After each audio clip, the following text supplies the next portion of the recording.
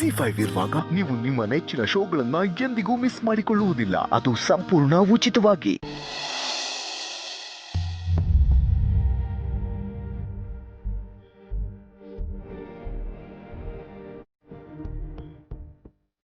ಶಾರ್ವರಿಯವರೇ, ನಿಧಿಗೆ ಏನೂ ಆಗಿಲ್ಲ. ನೀವು ಯೋಚನೆ ಮಾಡಬೇಡಿ. ಅಭಿಯಲ್ಲಿ ಸರಿಯಾದ ಸಮಯಕ್ಕೆ ಹೋಗಿದ್ದು ಒಳ್ಳೇದೇ ಆಯಿತು. ಅಭಿ, ನಿನ್ಗೇನು ಆಗಿಲ್ಲ ತಾನೆ? ನನಗೂ ಸರಿಯಾಗಿ ಬಿತ್ತು ಬ್ರೋ. ಈ ಕೈ ಎತ್ತಕ್ಕೆ ಆಗ್ತಿರ್ಲಿಲ್ಲ. ನಿಧಿ ಬೇರೆ ರೋಡಲ್ಲಿ ಬಿದ್ದಿದ್ಲು. ಎಲ್ಲಿ ಪಬ್ಲಿಕ್ ನೋಡಿ ವಿಡಿಯೋ ಮಾಡಿ ಮೀಡಿಯಾದಲ್ಲಿ ಸುದ್ದಿ ಮಾಡಿಬಿಡ್ತಾರೋ ಅಂತ ತುಂಬ ಭಯ ಆಗಿತ್ತು.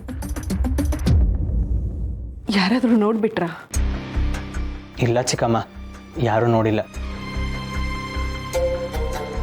ನನಗೂ ಏನು ಮಾಡಬೇಕಂತ ಗೊತ್ತಾಗಲಿಲ್ಲ. ಅಷ್ಟರಲ್ಲಿ ಇವ್ರು ಬಂದು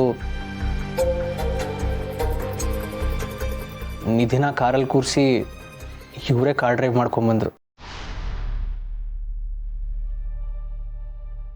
ನೀವ್ಯಾವಾಗ ಡ್ರೈವಿಂಗ್ ಕಲ್ತ್ರೆ? ಅದು ನನಗೆ ಆ ಭಯದಲ್ಲಿ ಏನು ಮಾಡಬೇಕು ಅಂತ ಗೊತ್ತಾಗಲಿಲ್ಲ. ಎನಿವೆ, ನೀವು ನಮ್ಮ ಮನೆ ಮರ್ಯಾದೆ ಕಾಪಾಡಿದ್ರಿ, ನಿಧಿನ ಕಾಪಾಡಿದ್ರಿ. ತುಂಬ ಥ್ಯಾಂಕ್ಸ್. ಈ ವಯಸ್ಸಲ್ಲಿ ಮಕ್ಕಳು ಇದನ್ನೆಲ್ಲ ಮಾಡೋದು ಸಹಜ. ಅವ್ರಿಗೆ ತಪ್ಪಿ ಅದು ಸರಿಯಾದು ಅಂತ ಗೊತ್ತಿರಲ್ಲ. ನಾವು ಅವ್ರನ್ನ ಜೋಪಾನ ಮಾಡಬೇಕು.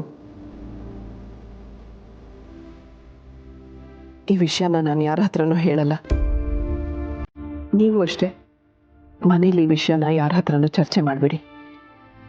ನಿಧಿಗೂ ಮುಜುಗರ ಆಗತ್ತೆ.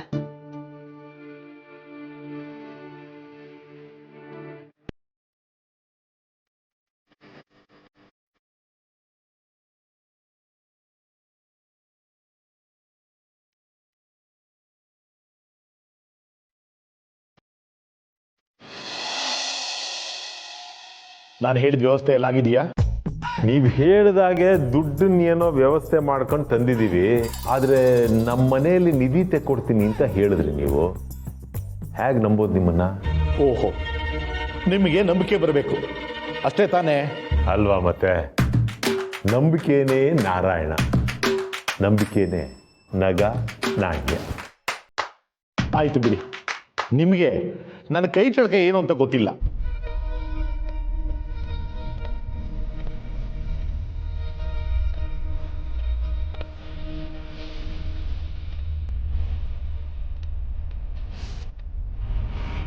ತಗೊಳ್ಳಿ, ಇದನ್ನ ಕತ್ತರಿಸಿ.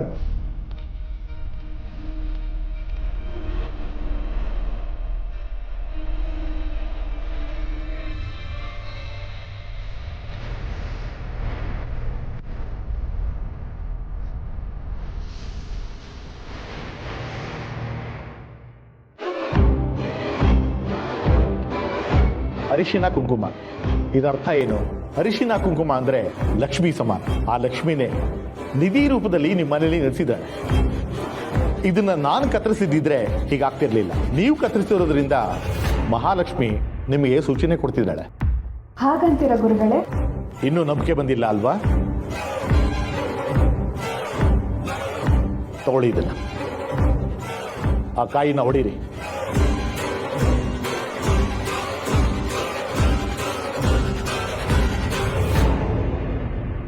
ಇದೇನಿದು? ನನ್ನ ಕೈಗೆ ಬರೀ ಚಿಪ್ ಕೊಟ್ಬಿಟ್ರೆ. ನಂಬಿಕೆ ಇಲ್ಲದೆ ಇದ್ರೆ ಈ ತಾಯಿ ಕಡೆ ಕೊಡೋದು ಇದೇನೆ. ಯೋಚನೆ ಮಾಡಬೇಡಿ. ನಿಮಗೆ ಇದು ಬರೀ ಚಿಪ್ಪಿನ ಹಾಕಿ ಕಾಣ್ತಿದೆ, ನನಗೆ ಇದರಲ್ಲಿ ಕಾಯಿ ಕಾಣಿಸ್ತಿದೆ. ಹೌದಾ? ನಿಮಗೆ ಕಾಣಿಸ್ತಾ ಇದೆಯಾ? ಕೊಡಿ ಇಲ್ಲಿ.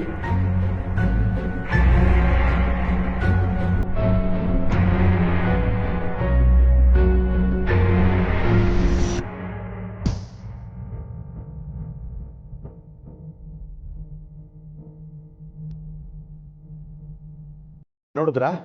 ನಾನು ಪೂಜೆ ಮಾಡಿದ್ರಿಂದ ಮಂತ್ರಶಕ್ತಿಯಿಂದ ನಿಮಗೆ ಕಾಣುತ್ತೆ ಇದ್ದ ಕಾಯಿ ಈಗ ಕಾಣಿಸ್ತು. ಆ ನಿಧಿನೂ ಅಷ್ಟೇ ಯಾರಿಗೂ ಕಾಣಲ್ಲ. ನಾನು ಹೇಳೋದನ್ನೆಲ್ಲ ಭಕ್ತಿಯಿಂದ ಶ್ರದ್ಧೆಯಿಂದ ಕ್ರಮಬದ್ಧವಾಗಿ ಮಾಡಿದ್ರೆ ಕಾಣಿಸುತ್ತೆ. ಇಲ್ಲ ಅಂದರೆ ಗೊತ್ತಾಯ್ತು ಬಿಡಿ, ಚಿಪ್ಪೆ. ಹೇಳಿ ಗುರುಗಳೇ, ನೀವೇನು ಹೇಳಿದ್ರು ನಾವು ಮಾಡ್ತೀವಿ. ನಿಮ್ಮ ಮೇಲೆ ನಮಗೆ ನಂಬಿಕೆ ಬಂದಿದೆ. ಮಾವ, ದುಡ್ಡು ಕೊಟ್ಬಿಡಿ. ನೀವು ನಮ್ಮ ಕೈಗೆ ಚಿಪ್ಪು ಕೊಟ್ಟು ಕಾಯಿ ತೋರಿಸ್ದಾಗಲೇ ನಮಗೆ ನಂಬಿಕೆ ಬಂತು. ತಗೊಳ್ಳಿ ದುಡ್ಡು. ನೀವು ಹೇಳಿದಷ್ಟು ದುಡ್ಡನ್ನ ತರಕ್ಕಾಗಲಿಲ್ಲ, ಅರ್ಧ ಇದೆ. ನಿಧಿ ಸಿಕ್ಕಿದ ಮೇಲೆ ಇನ್ನರ್ಧ ಕೊಡ್ತೀನಿ. ಏನು, ನಾನು ಕೇಳಿದಷ್ಟು ದುಡ್ಡು ತಂದಿಲ್ವಾ? ಹೀಗಾದ್ರೆ ನಿಧಿ ಸಿಗೋದು ಕಷ್ಟ.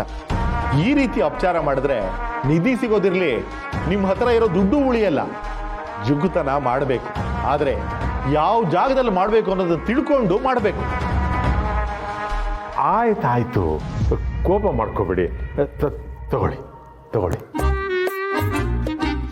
ಇದೇ ಮೊದಲನೇ ಸಲ ಇಷ್ಟೊಂದು ದುಡ್ಡನ್ನ ನನ್ನ ಕೈಯಾರೆ ಇನ್ನೊಬ್ರಿಗೆ ಕೊಡ್ತಾ ಇರೋದು. ಅಂದಹಾಗೆ ನಿಧಿ ಎಲ್ಲಿರುತ್ತೆ ಅಂತ ಹೇಳಲೇ ಇಲ್ಲ. ನಿಮ್ಮ ಮನೆಯಲ್ಲಿ ದೇವರ ಕೋಣೆಯಿಂದ ಈಶಾನ್ಯಕ್ಕೆ 30 ಹೆಜ್ಜೆ ದೂರ ಹೋಗು. ಅಯ್ಯೋ, 30 ಹೆಜ್ಜೆ ದೂರ ಹೋದ್ರೆ ಮನೆಯಿಂದಾನೇ ಆಚೆ ಹೋಗ್ಬಿಡ್ತೀವಿ. ಸುಮ್ಮನೆ ಕೂತ್ಕೊಳ್ಳಮ್ಮ ನೀನ. ನಿಧಿ ಮನೆ ಒಳಗೆ ಸಿಕ್ಕಿದ್ರೇನು ಹೊರಗೆ ಸಿಕ್ಕಿದ್ರೇನು, ನಿಧಿ ನಿಧಿನೇ ಅಲ್ವಾ ಗುರುಗಳೇ? ಅಮಾವಾಸ್ಯೆ ಕಳೆದು 5ನೇ ರಾತ್ರಿ ಆ ಮಹಾಲಕ್ಷ್ಮಿನ ನೀವು ಹೊರಗೆ ತೆಗಿಬೇಕು. ಆದರೆ ಒಂದು ವಿಷಯ, ನಿಧಿನ ತೆಗೆಯುವಾಗ ನಿಮ್ಮಿಬ್ಬರನ್ನ ಬಿಟ್ಟು ಬೇರೆ ಯಾರೂ ಇರಬಾರ್ದು, ಯಾರು ನೋಡಬಾರ್ದು. ಯಾಕೆ ಅಂದ್ರೆ ಆ ನಿಧಿ ಮೊದಲು ನಿಮ್ಮ ಕಣ್ಣಿಗೆ ಬೀಳಬೇಕು. ಬೇರೆಯವ್ರ ಕಣ್ಣಿಗೆ ಬಿದ್ದರೆ ಏನು ಕಾಣಲ್ಲ. ನಿಮಗೆ ತೆಂಗಿನಕಾಯಿ ಕಾಣಿಸ್ಲಿಲ್ವಲ್ಲ ಹಾಗೆ. ಓಹ್, ಅರ್ಥವಾಯ್ತು ಬಿಡಿ. ನೀವು ಹೇಳಿದ್ದು ಚೆನ್ನಾಗಿ ಅರ್ಥ ಆಯ್ತು. ನೀವು ಏನು ಹೇಳಿದ್ರೋ ಹಾಗೆ ಮಾಡಿ. ಆ ನಿಧಿ ಸಿಕ್ಕ ಮೇಲೆ ನೀವೇನು ಮಾಡಬೇಕು ಅಂದರೆ,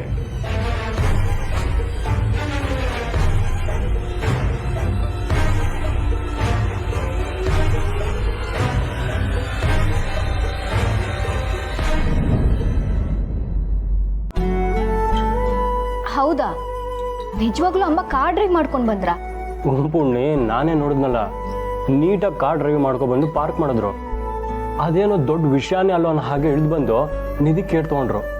ರೀ, ಅಂಬೆಗಾಲಿಡಕ್ಕೂ ಬರ್ದೇ ಇರೋ ಮಗು ಒಂದೇ ಸರಿ ಎದ್ದು ಓಡುತ್ತೆ ಅಂದ್ರೆ ನಂಬಕ್ಕೆ ಆಗ್ತಿಲ್ಲ. ಮಗುನ? ಯಾರು? ಇನ್ಯಾರು? ತುಳಸಿ ಅಮ್ಮ. ಮಗು ಅಲ್ದಿದ್ರು ಮಗುವಿನಂತ ಮನ್ಸಿರೋರು. ಒಟ್ನಲ್ಲಿ ನಮ್ಮಮ್ಮ ಗ್ರೇಟ್. ಏನಂದ್ರೆ?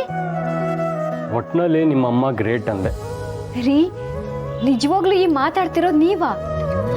ಅಮ್ಮ ಡ್ರೈವ್ ಮಾಡಿದ್ರು ಅನ್ನೋದಕ್ಕಿಂತ ನೀವ್ ಹೀಗ್ ಮಾತಾಡ್ತಿದ್ದೀರಾ ಅನ್ನೋದು ನಂಬಕ್ಕಾಗ್ತಿಲ್ಲ. ಒಂದ್ ವೇಳೆ ನಾನು ಮಾತಾಡಿಲ್ಲ ಅಂದ್ರೂ ಸತ್ಯ ಸುಳ್ಳು ಆಗೋದಿಲ್ಲಲ್ವಾ ಪುಣ್ಯ? ಇರೋ ಸತ್ಯನ ಒಪ್ಕೋಬೇಕು, ಒಳ್ಳೇದನ್ನೇ ಹೊಗಳ್ಬೇಕು. ಅವ್ರ ಮನೆಗೆ ಬಂದಾಗಿಂದ ಒಂದಲ್ಲ ಒಂದು ವಿಷಯದಲ್ಲಿ ಒಳ್ಳೇದೇ ಮಾಡ್ಕೊ ಬಂದಿದ್ದಾರೆ.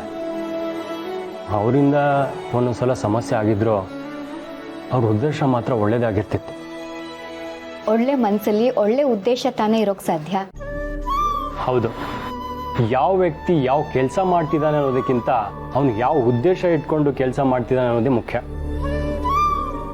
ZEE5 ಆಪ್ ಡೌನ್ಲೋಡ್ ಮಾಡಿ ಎಲ್ಲಾ ಸಂಚಿಕೆಗಳನ್ನು ಸಂಪೂರ್ಣ ಉಚಿತವಾಗಿ ನೋಡಿ.